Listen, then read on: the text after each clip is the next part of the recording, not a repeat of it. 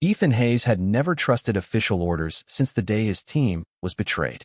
A former Navy SEAL turned United States Coast Guard officer, he had spent years fighting smugglers and cartel operations on the high seas. Yet, a gut instinct told him that something bigger lurked beneath the surface of his latest mission. The night was thick with fog as Ethan navigated his patrol boat through the open waters. The radar pinged faintly, showing an anomaly, an island that wasn't marked on any official chart. At first glance, it was nothing more than another forgotten speck in the ocean, but something felt wrong. An odd electromagnetic interference flickered across his screen, and a shiver ran down his spine. His instincts had been right before, when his SEAL team had been abandoned by command during a covert mission gone wrong. That memory haunted him, a constant reminder that he could only trust himself. So when he requested permission to investigate the uncharted island and was met with a curt refusal, he did what he did best, ignored orders. Adjusting the course manually, he pushed forward through the fog. The ocean was too calm, almost as if the world held its breath. A faint metallic glint flickered to the port side. He narrowed his eyes, gripping the controls tighter. The radar blipped erratically as if struggling against an invisible force. And then, the console erupted in alarms. A high-pitched missile lock warning blared. Ethan's heart pounded as he spotted a streak of light cutting through the mist. "Missile inbound," he muttered under his breath. Years of combat instincts took over as he yanked the throttle, sending the patrol boat into a sharp, evasive maneuver. The explosion rocked the water behind him, sending a wave crashing against the hull. Shrapnel peppered the deck, and his radar screen went dark. EMP, he realized grimly. His electronic systems were fried. Now, he was blind, alone, and outgunned. Through the thinning fog, he spotted 3 sleek motorboats speeding toward him, their mounted machine guns aimed straight at his position. He barely had time to grab his M4 carbine before bullets strafed across the deck. "So much for a quiet night," he muttered, dropping to one knee and returning fire. Ethan squeezed the trigger in controlled bursts, forcing the approaching gunboats to swerve. But the odds were against him. 3 armed boats, each manned by cartel mercenaries with superior firepower. His Coast Guard-issued patrol boat was never meant for combat like this. One of the motorboats flanked him from the side, its machine gun roaring to life. Rounds tore through the canopy, missing his shoulder by mere inches. Ducking behind the cover, Ethan cursed under his breath. He was outnumbered, outgunned, and no backup was coming. Then, from above, the unmistakable whine of rotor blades cut through the chaos. He looked up just in time to see the cartel's modified Blackhawk helicopter descending, its minigun spinning up. "You've got to be kidding me," he growled. The Blackhawk's gunner opened fire, rounds chewing through the steel deck. Ethan sprinted across the rocking boat, diving for cover as bullets sent sparks flying around him. If he stayed pinned down, it was only a matter of time before they turned him into fish food. His mind raced. He needed an escape, a way to disappear before they overwhelmed him. Then he remembered the C4 stored in the emergency locker. Taking a deep breath, Ethan sprinted toward the stern, bullets whizzing past him. He grabbed the C4, quickly setting a 10-second timer before slamming it onto the structural beam. He took one last look at the advancing boats, the chopper circling above, and then vaulted over the railing, plunging into the icy depths below. The moment his body hit the water, he forced himself to remain still, exhaling slowly to conserve air. 5 seconds. 4. 3. A deafening explosion tore through the night, the shockwave rippling through the water as flaming debris rained down. The boat was gone, taking at least one of the cartel gunboats with it. But Ethan had no time to celebrate. He needed to move before they realized he wasn't dead. Lungs burning, he surfaced slowly, just enough to take a shallow breath. A cartel soldier had jumped into the water, scanning for survivors with a flashlight. Ethan let himself drift closer, his combat knife at the ready. In one swift motion, he lunged, wrapping an arm around the soldier's neck and driving the knife deep. The man spasmed, his weapon sinking into the abyss. Ethan held him there until the body went limp, then released him into the current. He wasn't out of danger yet. The Blackhawk's searchlight swept across the waves, and cartel voices shouted orders in Spanish. Ethan gritted his teeth. He had one chance, to reach the island. With his strength fading and every muscle screaming in protest, he began to swim. By the time Ethan dragged himself onto the shore, Exhaustion threatened to pull him under. His shoulder throbbed from a bullet graze, his ribs ached from the impact, and the salt water stung every open wound. He had made it to the island, but at what cost? Crawling up the rocky beach, he forced himself to take in his surroundings. The coastline was lined with jagged cliffs and dense vegetation covering the slopes above.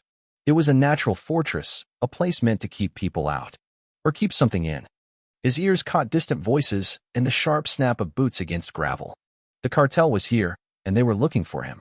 With no time to rest, he pushed himself to his feet and moved inland, keeping low as he navigated the uneven terrain.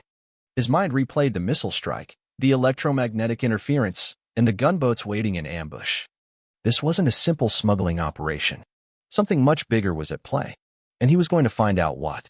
As he climbed higher into the dense jungle, a flickering glow caught his eye. A facility hidden among the trees, its perimeter lined with floodlights and high fences. Guards patrolled in tight formations, some carrying weapons too advanced for mere cartel foot soldiers. Ethan's breath slowed. Whatever was happening here, it was worth killing for. And that meant it was worth fighting for. Squaring his shoulders, he tightened his grip on his knife and disappeared into the shadows. Ethan moved with the silence of a predator, his senses razor-sharp as he navigated through the jungle. Every crunch of foliage beneath his boots was measured, every breath controlled. The cartel soldiers were close, too close. He crouched behind a fallen tree as two guards approached, speaking in hushed Spanish. Their rifles were slung loosely over their shoulders, their attention split between their conversation and their surroundings. Big mistake.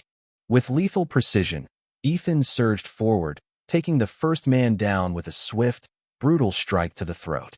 Before the second could react, Ethan spun his knife, driving it deep into the man's chest. A muffled gasp, a slight tremor, and then silence. He dragged their bodies into the undergrowth, stripping them of ammunition and a radio. Pressing the device to his ear, he listened to the crackle of distant voices. The facility was on high alert. They knew he was here, and he was just getting started. Ethan moved swiftly through the jungle, the stolen radio crackling with updates from cartel operatives. They were mobilizing, spreading out in search patterns, but they had underestimated him. He wasn't just another intruder, he was a ghost. He crouched near the facility's perimeter, studying the patrol routes. The guards were well-equipped, wearing tactical vests and carrying rifles with advanced optics, military-grade gear. This wasn't just a cartel outpost, someone else was funding them. Ethan needed a distraction.